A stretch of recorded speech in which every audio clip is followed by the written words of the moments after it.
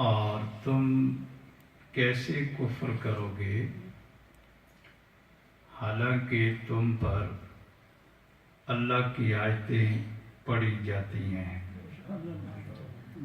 اور تم میں اللہ جل شانہ کا رسول تشریف فرما ہے۔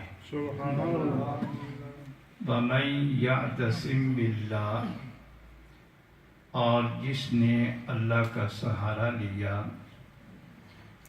فقد ہدی الی صراط مستقیم، تو ضرور وہ سیدھے راستے کی طرف گیا، صراط مستقیم کی طرف۔ اس آیت کریمہ سے پہلے جو آیت گزری ہے اس میں ان چیزوں کا ذکر فرمایا جو ایمان کو برباد کرنے والی ہیں، یعنی کفار کی صحبت، اہل کتاب کی باتوں کو ماننا۔ اب اس آیت کریمہ میں ان نعمتوں کا ذکر ہے جن سے ایمان ملتا ہے، اور ان چیزوں سے ایمان تازہ بھی رہتا ہے۔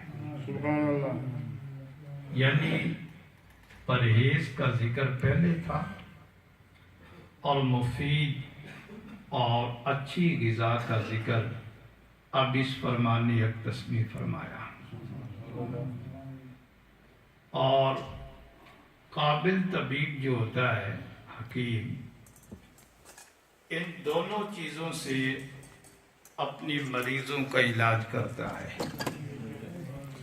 اللہ کریم جل شانہ اپنی بندوں کا علاج ان دونوں طریقوں سے فرما رہا ہے۔ فرمایا کہ اے غلامان مصطفیٰ، جماعت صحابہ، تم ایمان چھوڑ کر کفر کی طرف کیسے جا سکتی ہو؟ یا لڑائی جھگڑا، اختلاف، الجھاؤ ٹکراؤ کی طرف کیسے جا سکتی ہو؟ آپس کے خون خرابے اور یہ کافروں والے کام تم کیسے کر سکتے ہو؟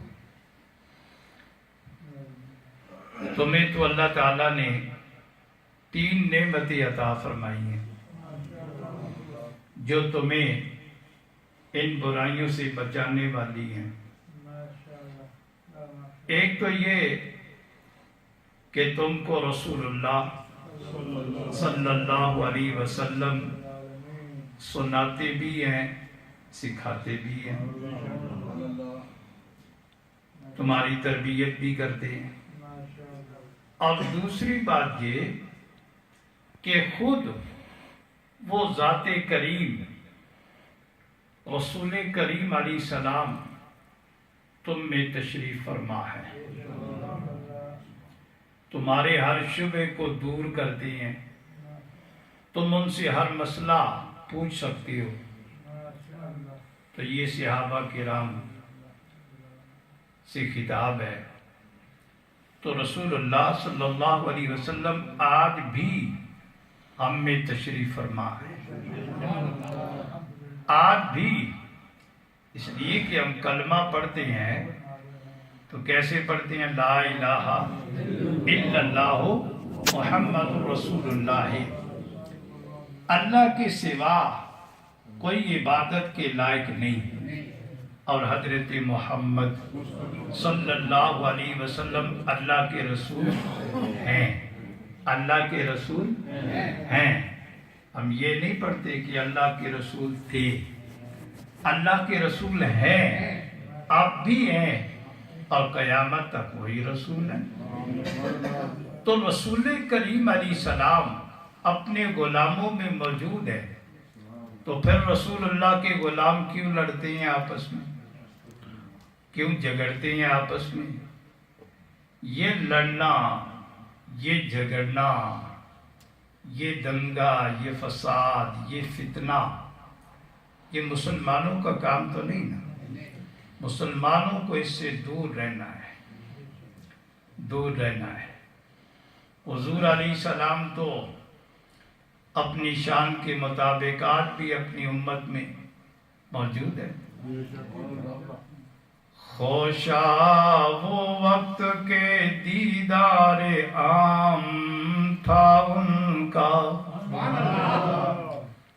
خوشا وہ وقت کے دیدار عام تھا ان کا، خوشا وہ وقت کہ طیبہ مقام ہے ان کا۔ مدینہ پاک میں تشریف فرما ہے، اپنی امت کو دیکھ رہے ہیں، ملاحظہ فرما رہے ہیں، تو لہذا امت کو ان چیزوں سے بچنا چاہیے۔ اور تیسری بات یہ کہ تم نے اللہ کے دین اور اس کے حبیب صلی اللہ علیہ وسلم کے دامن کو مضبوطی سے پکڑنا ہے، اور جو اس دامن کو تھامے وہ پھر ہمیشہ راہ راست پہ رہتا ہے۔ جو دامن رسول کو چھوڑ دے تو وہ پھر گرتا ہے، بگڑتا ہے۔ تو جو حضور علیہ السلام کے دامن کو تھام کے رکھتا ہے پکا، وہ پھر گرتا بھی نہیں، بگڑتا بھی نہیں، بگڑتا بھی نہیں۔ پھر رسول اللہ اسے گرنے نہیں دیتے، رسول اللہ اسے بگڑنے نہیں دیتے۔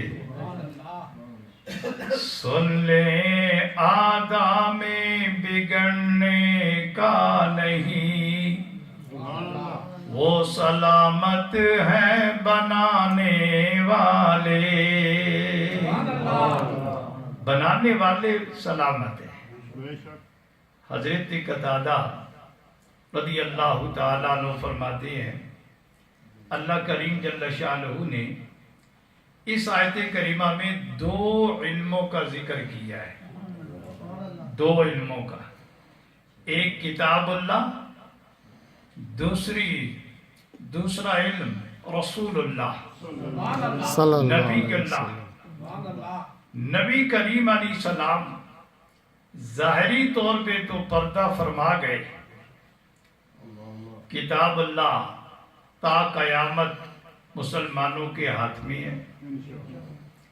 حضرت زید بن ارقم رضی اللہ تعالیٰ عنہ فرماتے ہیں، ایک بار حضور علیہ السلام مکہ شریف اور مدینہ شریف کے درمیان پانی کے گھاٹ پہ تشریف فرما ہوئے، جسے غدیر خم کہا جاتا تھا۔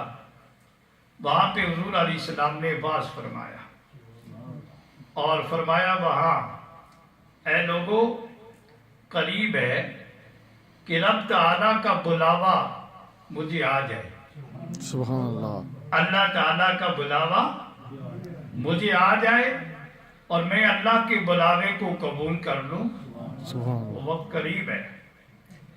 میں تمہارے اندر 2 چیزیں چھوڑتا ہوں، ایک کتاب اللہ جس میں ہدایت اور نور ہے، قرآن مجید، اسے مضبوطی سے پکڑے رہنا، اور دوسری چیز میرے اہل بیت، میرے اہل بیت کے بارے میں بھی اللہ سے ڈرنا، اللہ سے ڈرنا۔ تو اہل بیت سے محبت کرنا، اہل بیت کا احترام کرنا، اہل بیت کا ادب، یہ مسلمان کے لیے ضروری ہے۔ اللہ تعالیٰ میں توفیق عطا فرمائے۔ وما علینا الا البلاغ۔ آمین۔ الحمدللہ۔